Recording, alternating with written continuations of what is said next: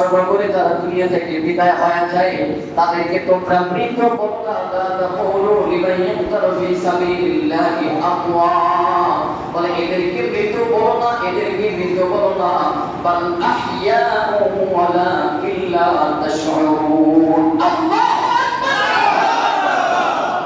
আল্লাহ পাক জানেন যারা ঈমানের জন্য যারা মৃত্যুবরণ করে আল্লাহর রাস্তায় যারা জীবন দিয়ে দিল ওদেরকে তোমরা মৃত বলো না, এরা মৃত নয়। কালেমার জন্য দিনের জন্য যারা মৃত্যুবরণ করে এরা মৃত নয়, বাল আহইয়াউ ওয়ালাকিন লা তাশউরুন, বলে এরা হলো জীবিত। বলে কেমন জীবিত, কেমন জীবিত, বলে চামড়ার চোখ দিয়ে এটা আমাদের বুঝে আসে না। আল্লাহ বলেন এরা জীবিত, বলে এরা শুধুমাত্র দুনিয়া থেকে বিদায় নিয়ে পরকালে গেল। বলে পরকালে গিয়া ওরা সবুজ পাখি হয়ে জান্নাতের মধ্যে বসবাস করে, আর মালিকের আরশের নিচে ওরা বাসা বানায়। সুমাইয়া রাদিয়াল্লাহু তাআলা আনহা তিনি জীবন দিয়ে দিলেন কালেমার জন্য, ঈমানের জন্য, তিনি ইসলামের জন্য প্রথম শাহাদাত বরণকারী মহিলা। তিনি দুনিয়া থেকে বিদায় হয়ে গেল শুধুমাত্র কালেমার জন্য, ঈমানের জন্য। ও বাবা কি বলবো আরো যদি বলি, বলে রাসূলের আরো একজন সাহাবী হযরত খুবাইব রাদিয়াল্লাহু তাআলা আনহুর ইতিহাস পড়ে দেখেন। খুবাইব রাদিয়াল্লাহু তাআলা আনহু কালেমার রশিদা গলার মধ্যে লাগাবার কারণে, কালেমার রশিদা গলার মধ্যে লাগাবার কারণে কাফের বেঈমান বেঈমানেরা কি পরিমাণে নির্যাতন, কি পরিমাণে যন্ত্রণা, কি পরিমাণে কষ্ট দিয়েছিল। খুবাইব রাদিয়াল্লাহু তাআলা আনহুর জীবনে পাওয়া যায়। খুবাইব রাদিয়াল্লাহু তাআলা আনহু তিনি যখন কালেমার রশিদা গলার মধ্যে লাগাইছেন, কালেমার রশিদা গলার মধ্যে লাগাবার কারণে তার মালিক ছিল কাফের।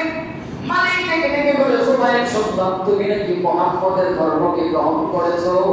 বলে হ্যাঁ আমি ইসলাম ধর্ম গ্রহণ করলাম, মুসলমান হয়ে গেলাম। মালিক ডাক দিয়ে বলে খবরদার খুবাইব তুমি মুহাম্মদের ধর্মকে ছেড়ে দাও, বলছে তোমার অবস্থা ভালো হবে না।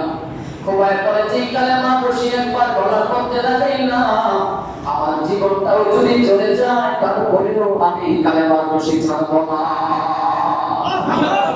তাই যদি হয় যাও তাহলে খুবাইবকে শাস্তি দেওয়ার ব্যবস্থা করো। বলে কি শাস্তি দিব, বলে দুপুরবেলা মরুভূমির মধ্যে নিয়ে যাও। দুপুরবেলা মরুভূমির মধ্যে নিয়ে খুবাইব রাদিয়াল্লাহু তাআলা আনহুকে উলঙ্গ করে, শরীরের মধ্যে নাই কোনো কাপড় নাই, দুপুরবেলা মরুভূমির মধ্যে ঠিক করে শোয়া দেওয়া হয়। আর বুকের মধ্যে পাথর দিয়ে ল্যাটের মতো করে পাথর দিয়ে চাপা দিয়ে দেওয়া হয়। মরুভূমির ইতিহাস আমরা যারা জানি, দুপুরবেলা মরুভূমির মধ্যে খালি পায়ে পা রাখা যায় না, পায়ের মধ্যে ফসকা পড়ে যায়। ওই উত্তপ্ত রোদের মধ্যে খুবাইব রাদিয়াল্লাহু তাআলা আনহুকে ঠিক করে শুয়ে দেওয়া হয়। বুকের মধ্যে পাথর দিয়ে যখন চাপা দেওয়া হয়, খুবাইব রাদিয়াল্লাহু তাআলা আনহু তিনি সহ্য করতে পারে না।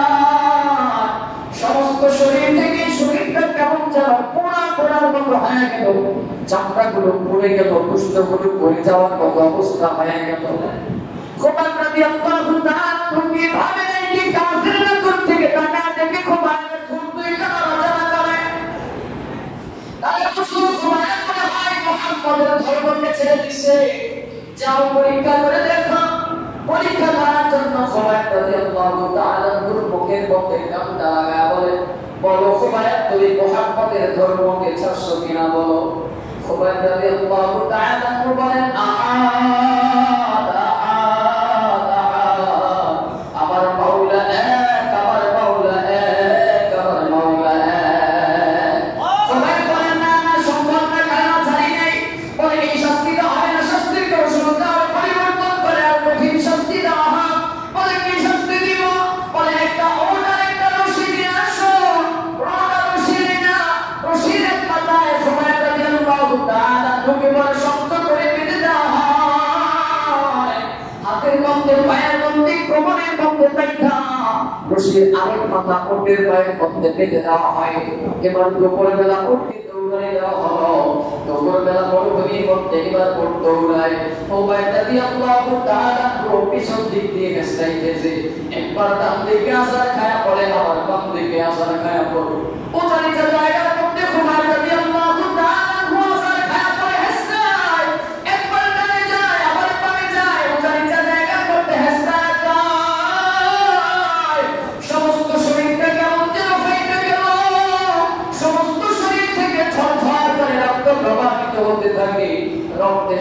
শরীরটা কেমন যেন লাল হয়ে গেল। কাফেররা মনে করেছে এইবার মনে হয় খোবাইব কালেমা ছেড়ে দিয়েছে, পরীক্ষা করে দেখো। খোবাইব রাদিয়াল্লাহু তাআলা মুখের মধ্যে কান্না লাগাইয়া ডাক দিয়ে বলে, খোবাইব বলো তুমি মুহাম্মদের ধর্মকে ছাড়ছো কিনা বলো। খোবাইব রাদিয়াল্লাহু তাআলা জবাব দেয়, আমার মাওলা তোমার মাওলা তোমার মাওলা। ওরে ওই কাফের বেঈমানের দল যে খোবাইব একবার বলার মধ্যে কালেমা শিখা লাগাইছে, ওই খোবাইবের যদি জীবনটা চলে যায় তারপরেও আমি খোবাইব কোনদিন কালেমা শিখা ছাড়ব না। আল্লাহু আকবার। খোবাইব রাদিয়াল্লাহু তাআলা এই জবাবটা পাওয়ার পরে কাফেররা বলে, না তাহলে খোবাইবকে দুনিয়াতে বাঁচায় রাখা যায় না। বলে কি করবো কি করবো? বলে যাও তাকে সুরে চড়ায় মেরে ফেলার ব্যবস্থা করো। সুরে চড়ায় মারবার জন্য খোবাইব রাদিয়াল্লাহু তাআলা সুরে চড়ায় মারা হবে। গোটা মক্কার মধ্যে এলান করে দেওয়া হলো, তানঈম নামক স্থানের মধ্যে নিয়ে যাওয়া হয়। দিন তারিখ ঠিক করা হলো, মানুষকে এলান করা হলো। বলে মুহাম্মদের ওই আসে খোবাইবকে দুনিয়া থেকে কতল করা হবে, বিদায় করা হবে। হাজার হাজার মানুষ খোবাইব রাদিয়াল্লাহু তাআলা ওই শাহাদাত মৃত্যু দেখার জন্য সবাই উপস্থিত হয়ে গেল। খোবাইব রাদিয়াল্লাহু তাআলা খুঁজে তাকে এবার উপর থেকে ধরা হলো। খোবাইব রাদিয়াল্লাহু তাআলা খুঁজে বুঝতে পারলেন একটু পরে আমার প্রাণ পাখিরা একটু পরে দুনিয়া থেকে বিদায় হয়ে চলে যাবে। আমি দুনিয়া থেকে বিদায় হয়ে যাব, আমার প্রাণ পাখিরা একটু পরে দুনিয়া থেকে বিদায় হয়ে যাবে। কারণ খোবাইব রাদিয়াল্লাহু তাআলা তার নাকের মধ্যে জান্নাতের গান পাইতেছি। তিনি যখন বুঝতে পারলেন আমি দুনিয়া থেকে বিদায় হয়ে যাব, খোবাইব রাদিয়াল্লাহু তাআলা বাইতুল্লাহ থেকে তাকায় তাকায় চোখের পানি ফালায় ফালায় কাঁদে। কাফেররা মনে করেছে এইবার মনে হয় খোবাইবের দিনের ভিতরে মৃত্যুর ভয় ঢুকে গেছে, ঈমান মনে হয় ছেড়ে দেবে। ডাক দিয়ে বলে, বলো খোবাইব তুমি ঈমান ছাড়বা কিনা? মৃত্যু থেকে ভয় পাইছো নাকি? খোবাইব বলে, না আমি ঈমান ছাড়তে চাই না, মৃত্যুকেও ভয় পাই নাই। তাহলে কেন চোখের পানি ফেলে ফেলে কেন কাঁদো? বলে, আমি চোখের পানি ছেড়ে এই জন্যই কাঁদি, আমি জানি একটু পরে আমি দুনিয়া থেকে বিদায় হয়ে যাব। আমার প্রাণ পাখিরা একটু পরে দুনিয়া থেকে উড়ান দিয়ে চলে যাবে। আমি শেষবারের মতো প্রাণ ভরে আমি আমার মাওলার ঘর ওই বাইতুল্লাহ, আমি আমার মাওলার ঘর কাবাকে একটু প্রাণ ভরে শেষবারের মতো দেখে দিই। কাফেররা বলে, না তাকে বাইতুল্লাহ দিকে তাকায় থাকতে দেওয়া হবে না।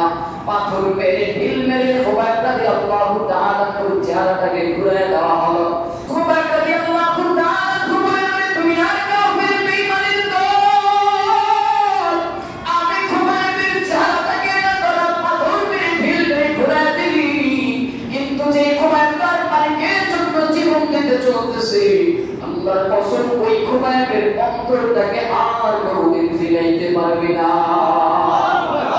ওরে মুসলমান বন্ধুরা, আল্লাহ পাক রব্বুল আলামিন কিয়ামতের ময়দানে যদি দেখতে বলে, আব্দুর রহমান, এ আব্দুল করিম, এ আব্দুর রহিম, এ আব্দুল্লাহ, রহিমা, হালিমা, দুনিয়াতে তোমরা নিজেদেরকে ঈমানদার দাবি করেছো। আমার খোবাইব নিজেকে ঈমানদার দাবি করে, তুইও তো নিজেকে ঈমানওয়ালা দাবি করো। আমার বেলালে হাফসিও তো নিজেকে ঈমানদার দাবি করে, তুইও নিজেকে ঈমানদার দাবি করো। আমার সুমাইয়াও তো নিজেকে ঈমানদার দাবি করে। বল আমি কাদের দাবিটাকে আমি সত্য মনে করব? আমার সুমাইয়া কালেমার জন্য, ঈমানের জন্য নিজের জীবনটা উৎসর্গ করে দিল, তারপরে ঈমান ছাড়ে নাই।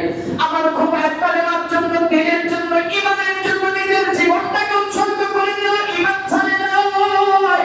আমার বেলালে হাফসি দিনের জন্য, কালেমার জন্য নির্যাতন করার যন্ত্রণা সহ্য করেছে, তারপরে ঈমান থেকে দূরে সরে যায় নাই, ঈমান হারা হয়ে যায় নাই। এর আব্দুর রহিম, আব্দুল করিম, রহিমা, হালিমা, তোরা নিজেদেরকে ঈমানদার দাবি করো, ঈমানওয়ালা দাবি করো, ঈমানদার দাবি করো, কিন্তু একটু অসুস্থ হইলে নামাজ পড়তে ঠিক মতো যাইতে না, শুধু পাইলে মিথ্যা আশ্রয় দিতা, শুধু খাইতা, ঘুষ খাইতা, অন্যায় করতা, অপরাধ করতা, ঈমান থেকে দূরে থাকতা। বলো আজকে তোদের কার দাবিটাকে আমি সত্য মনে করবো? আল্লাহ যদি আমাদের ময়দানে ধরে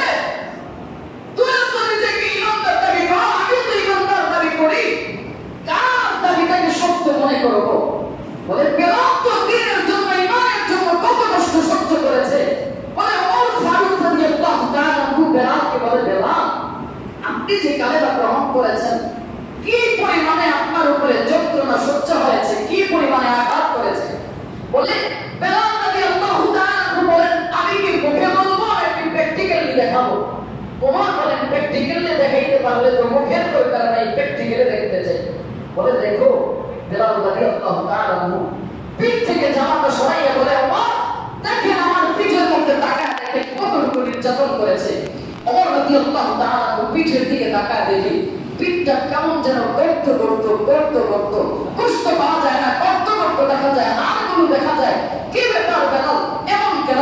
বলে আমি কালেমা গ্রহণ করার কারণে আমার পিঠের মধ্যে এই জালিমগুলো আমার পিঠের মধ্যে শেক দিত, আমাকে যন্ত্রণা দিত, নির্যাতন করত, অত্যাচার করত। আল্লাহ যদি বলে এ আব্দুর রহিম, এ আব্দুল করিম, এ আব্দুল্লাহ, এ আব্দুর রহমান, এ হালিমা, এ রহিমা, নিজেকে ইমানদার দাবি করো, ইমানওয়ালা দাবি করো, ইমানদার পরিচয় দাও, ইমানের জন্য কতটুকু করেছ, ইমানের জন্য কি ত্যাগ স্বীকার করেছ। আমার বেলালের দিকে তাকায় দেখো, আমার সুমাইয়ার দিকে তাকায় দেখো, আমার খুবাইবের দিকে তাকায় দেখো, আমার আব্দুল্লাহর দিকে তাকায় দেখো, জীবন দিয়ে দিছে কিন্তু ইমান ছাড়ে নাই। আর তুমি তোমার হালত হলো যদি 2 টাকা আমার সুযোগ পাও ওই 2 টাকাকেই ছাড় দাও না, চাই সেটা হালাল হোক আর হারাম হোক, কোনটা হালাল কোনটা হারাম সেই দিকে তওয়াক্কা করার সময় তোমার নাই। পকেটে কেমনে 2 টাকা ভাই করবা সেই দিকে টেনশন ছিল। একটু অসুস্থ হইলে নামাজ পড়তা না, মিথ্যা আশ্রয় নিতা, সুদের আশ্রয় নিয়েছ, ঘুষের আশ্রয় নিয়েছ, অন্যায় অপরাধের আশ্রয় নিয়েছ। বলো আমি আজকে কার দাবিটাকে সত্য মনে করলাম, কার দাবিটাকে সত্য মনে?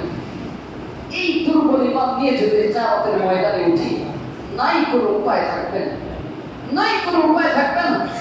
আল্লাহ পাক বলেন ফারিকুন ফিল জান্নাতি ওয়া ফারিকুন ফিস সাঈদ। বলে মানুষগুলো সেদিন 2টা দলে বিভক্ত হয়ে যাবে, মানুষগুলো সেদিন 2টা দলে বিভক্ত হয়ে যাবে। বলে একটা হবে সাঈদের অন্তর্ভুক্ত, বলে একটা হবে জান্নাতি, আরেকটা হবে জাহান্নামী। আল্লাহ বলেন ইয়াউমা ইয়াতি লা তাকাল্লামু নাফসুন ইল্লা বিইজনি।